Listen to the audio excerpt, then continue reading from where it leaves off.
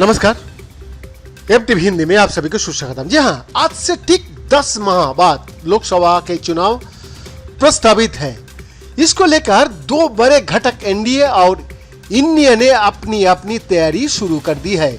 India का पूरा नाम Indian national development inclusive alliance रखा गया है।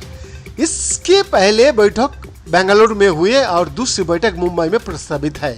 एक तरह से ये यूपीए का विस्तार है। साल 2014 में यूपीए में 15 राजनीतिक दल शामिल थे, वही इंडिया में इनकी संख्या 26 तक पहुंच गया है। 2004 लोकसभा चुनाव में कांग्रेस को 145 जबकि बीजेपी को 138 सीटें मिली।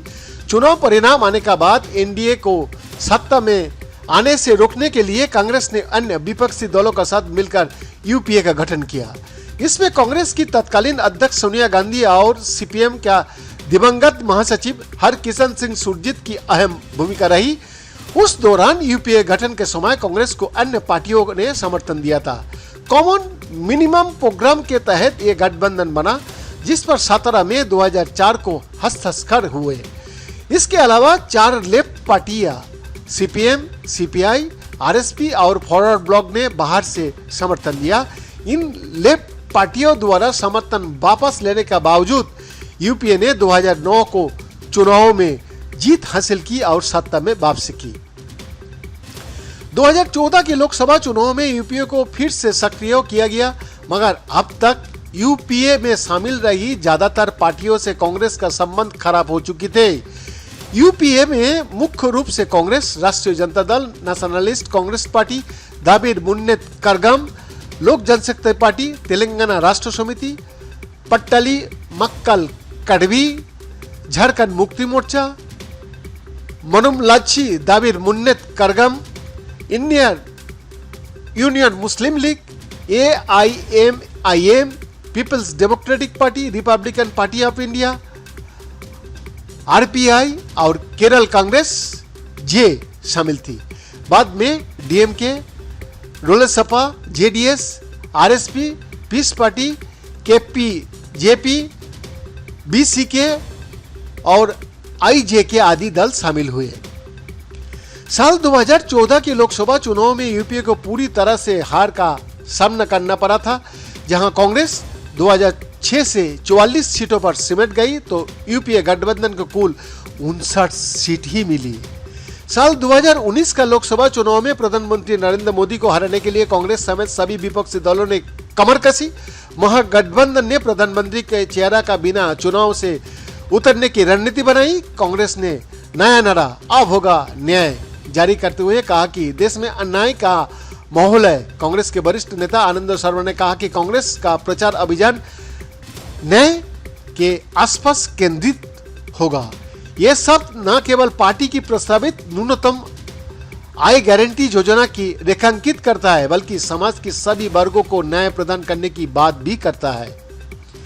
चुनाव परिणामों में कांग्रेस सहित यूपीए को 90 सीटों पर ही संतोष करना पड़ा, जिसमें कांग्रेस का सर्वाधिक 52 सीट थी। इस गठबंधन में मुख्य पार्टी कांग्रेस के अलावा राष्ट्रीय जनता दल, राष्ट्रीय लोक समता party, Hindustan Awam Morcha, Loktantrik Janata Dal, nationalist Congress party, Janata Dal secular, left party, Telugu Desam party, DMK, Kerala Congress Jacob शामिल थी। 2004 में गठित यूपीए लोकसभा चुनाव को लेकर एक नजर आता है, लेकिन जैसे ही राज्यों के विधानसभा चुनाव की घोषणा होती है, सभी दल अपने अपनी डफली अपना राग बजाते नजर आता है। इसका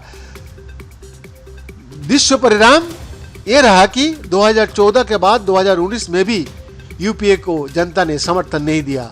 2019 को लोकसभा चुनाव के परिणाम के बाद यूपीए हाशिया पर आ गया। सितंबर 2021 में सत्तारूढ़ भाजपा के खिलाफ सभी क्षेत्रीय दलों को एकजुट होने की आवश्यकता पर जोर देते हुए तृणमूल कांग्रेस प्रमुख और पश्चिम बंगाल के मुख्यमंत्री ममता बनर्जी ने कहा था कि यूपीए क्या है, कोई यूपीए नहीं है।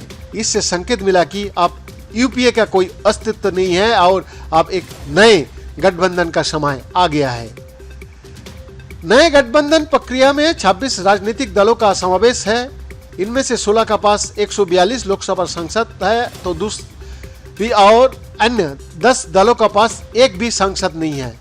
इसमें कांग्रेस का पास 49, तृणमूल कांग्रेस का पास 23, डीएम का 24, AAP 1, JDU 16, Jhamumo 1, NCP 5, Uddhav Shiv Sena 6, CPI 2, CPIM 3, National Conference 3, Sapa 3, RSP 1, BSK 1, IUML 3 तथा केरल कांग्रेस एम का 1 सांसद शामिल है। इसका अलावा राजद, रालोद, अपना दल का PDP, CPI, MLL, All India Forward Bloc, MDMK, KDMIK, MMK और केरल कांग्रेस जोसेफ का एक भी सांसद नहीं है।